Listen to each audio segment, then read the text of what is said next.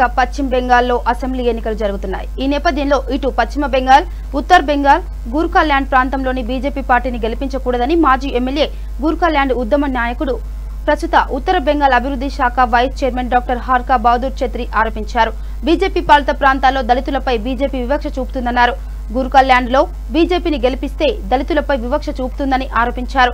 ఇక ఇదే అంశంపై మా ప్రతినిధి రామారావు గూర్ఖాల్యాండ్ నుంచి మరింత సమాచారం అందిస్తారు. बीजेपी गोरखालैंड में आके भी 3 बार उन लोग एमपी इलेक्शंस में आके गोरखालैंड हम इस बार दे देंगे बोल के भी बताया। राजू बिस्ता के लिए सपोर्ट करने के लिए प्रचार में हमारा राजनीति Amit Shah, home minister, central minister Amit Shah भी बताया इस बार हम लोग दे देंगे बोल के बता रहा। और बीजेपी भी दूसरा 2 अच्छा बात भी बता रहा। वो क्या, गवर्नमेंट एम्प्लॉइज को 30% अब वो पीआरसी बनाएंगे, दे देंगे बोल के भी बता रहा उन लोग रूलिंग में है तो। और हिंदू स्वराष्ट्र भी बनाएंगे बोल के बता। तो गोरखालैंड में क्यों ये तकलीफ क्यों है? If BJP will come and contest and then if BJP will win the seats in Gorkhaland, क्यों इतना डर लग रहा है? देखिए, इसमें डरने की बात नहीं है, इसमें सोचने की बात है। ओके, अब एक बार को ही झूठ बोल देता है तो हम मान भी लेंगे। जिसने 3 बार झूठ बोला और चौथी बार वही झूठ दोहरा रहा है तो कोई बेवकूफी होगा जो इनको भरोसा करेगा। Number 1, they have already told so much lies. They have not worked on any of their declarations, any of their agenda which they had promised. They have not worked on any one of them. So on what basis, what is the reason that we still have to support them? Number 1. So we don't believe in them. For the last 12 years they have been fooling us. 12 साल से माने हमें बेवकूफ बना रहे हैं। एक वो अब ये 30% वाला एम्प्लॉय को जो देने की बात आपने कही, 30% they will hike the salary of the employees. तो अब हम देखेंगे 20-22 स्टेट्स में तो बीजेपी है, वहां क्या हालत है एम्प्लॉयज का। कोई जब एम्प्लॉयमेंट के लिए जाता है तो शिक्षित लोगों को पकौड़ा तलने की एडवाइस देते हैं प्राइम मिनिस्टर। वो कोई एम्प्लॉयमेंट है? और इसी तरह से क्रिएट होगा एम्प्लॉयमेंट। ये दूसरी बात हुआ। तो उस पर विश्वास करने की, कोई भरोसा करने की जगह ही नहीं है। और ये हिंदू राष्ट्र की बात जहां तक है, 1945 से 1947 तक 2 साल कॉन्स्टिट्यूएंट असेंबली में जो डिबेट हुआ, उसके बाद संविधान बना। संविधान बनाने वाले लोग बाबा साहेब अम्बेडकर जैसे लोग थे, बड़े बड़े लोग थे। वो बेवकूफ नहीं थे, वो चाय वाले नहीं थे, वो चाय नहीं बेचते थे जैसे हमारे प्रधानमंत्री बोलते हैं वो चाय बेचते थे। ये चाय नहीं बेचते थे। तो इन्होंने देश को जाना, दे स्टडीड कि कितने तरह के लोग यहाँ रहते हैं, कितने भाषा। सबको ये फील होना चाहिए कि मैं भारतीय हूँ और गर्व के साथ खुद को भारतीय बोलने की माने हिम्मत होनी चाहिए। ये चाहते थे वो लोग। और दूसरी तरफ आप देखेंगे तो संविधान में we the people of India having solemnly resolved to constitute India into a sovereign, secular, socialistic, democratic republic. Secular democratic Republic क्यों कहा उन्होंने? अब आप सेक्युलर पर अटैक कर रहे हैं तो संविधान की प्रियम्बल पर, उसकी जो आत्मा पर ही आप अटैक कर रहे हो। तो आप तो संविधान को बर्बाद कर रहे हो, है ना? तो जो अब किसे चाहिए हिंदू राष्ट्र?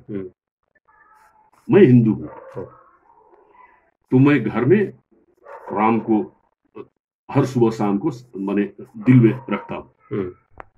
अब जब राम हमारे दिल से सड़क पर आ जाएगा तो उसकी हालत क्या होगी? राम क्या कोई सड़क की चीज है? धर्म और आस्था क्या कोई सड़क की चीज है? क्या नारेबाजी का चीज है? और आजकल मुझे कोई जय श्री राम बोलता है तो मुझे वो कोई पॉलिटिकल पार्टी का आदमी नहीं, डकैत जैसा लगता है। क्योंकि उसके बाद वो हिंसा पर उतर आता है। आप देखिए, माने 22 राज्य में बीजेपी है। आप 22 राज्य को छोड़ दीजिए, आप उत्तर प्रदेश को लीजिए, दलित भी हिंदू है। तो एक दलित की लड़की को इतने लोगों ने रेप किया, उसके बाद पुलिस ने रात वो हाथरस में उसको जला दिया। तो इस तरह का एडमिनिस्ट्रेशन हमें नहीं चाहिए, इस तरह का हिंदू राष्ट्र हमें नहीं चाहिए। हमें ऐसे राष्ट्र चाहिए जो पंडित नेहरू ने कल्पना की थी, ओके, जो बाबा साहेब अम्बेडकर और गांधी जी ने कल्पना की थी, ऐसी राष्ट्र चाहिए, क्योंकि वही है फादर ऑफ द नेशन। उन्हीं ने हमें स्वाधीनता दिलाई। अब आप देखेंगे तो ये जो पार्टी है बीजेपी, इसका कौन है इसका आइडियोलॉग, ओके, किसकी विचारधारा पर चलती है ये पार्टी? ये सावरकर की विचारधारा पर चलती है। और सावरकर वही है जिन्होंने कालापानी जेल से बचने के लिए अंग्रेजों को चिट्ठी लिखकर बोला कि मैं इस आंदोलन में नहीं रहूंगा, मुझे माफ कर दो, जेल में मत डालो, कभी मैं I will never indulge myself in this freedom struggle, please excuse me and relieve me from this prison. Jail के डर से भाग गया था सावरकर। और ये लोग कहते हैं उसको वीर सावरकर, तो भागने वाले वीर होते हैं देश में। नंबर 1 वो हुआ। 1942 में जब क्विट इंडिया मूवमेंट हुआ, गांधी जी ने क्विट इंडिया मूवमेंट को विरोध किया था आरएसएस ने, और यही लोग इनके गुरु हैं। तो इनको ही मुबारक, इनकी हिंदू राष्ट्र, हमें नहीं चाहिए।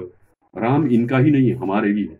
और हिंदू धर्म के बारे में हम ज्यादा जानते हैं। अब जब हिंदू धर्म में शंकराचार्य कहते हैं कि वसुधैव कुटुंबकम, कि कभी मैं I will never indulge myself in this freedom struggle, please excuse me and relieve me from this prison.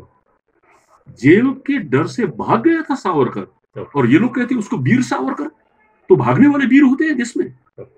Number 1 वो हुआ। 1942 में जब क्विट इंडिया मूवमेंट हुआ, गांधी जी ने क्विट इंडिया मूवमेंट को विरोध किया था आरएसएस ने, और यही लोग इनके गुरु हैं।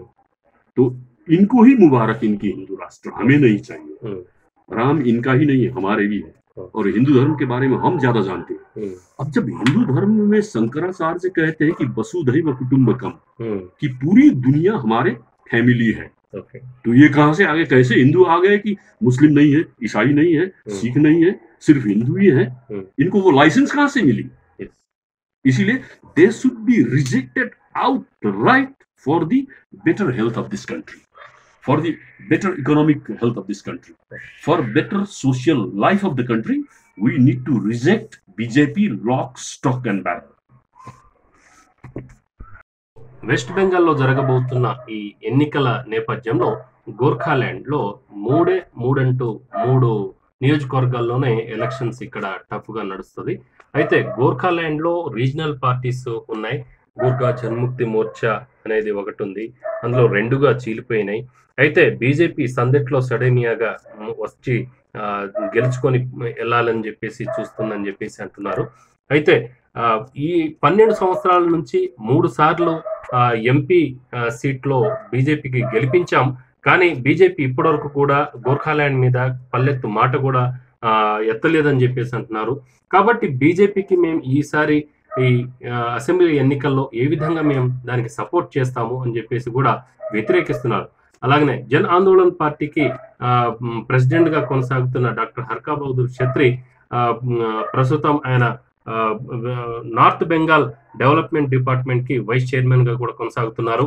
అయితే రాబోయే రోజుల్లో ఏ పార్టీకి వారి యొక్క జన ఆందోళన్ పార్టీ సపోర్ట్ చేస్తారనేది ఏప్రిల్ 3వ తేదీన తర్వాత మాత్రమే ప్రకటిస్తామని చెప్పేసి అంటున్నారు. అలాగనే తెలంగాణ రాష్ట్రాన్ని తెలంగాణ ప్రజలు ఏ విధంగా అయితే ఉద్యమం చేసి సంపాదించుకున్నారో అలాంటి ఉద్యమం గోర్ఖాల్యాండ్ లో కూడా కొనసాగాలి. అప్పుడే తప్పనిసరిగా గోర్ఖాల్యాండ్ అనేది సిద్ధింపజేయడం జరుగుతుందని చెప్పేసి కూడా అంటున్నారు. కెమెరామెన్ కైలాష్ ఛత్రితో Ramarao, V3 news, Kalimpong Darjeeling hill station నుంచి.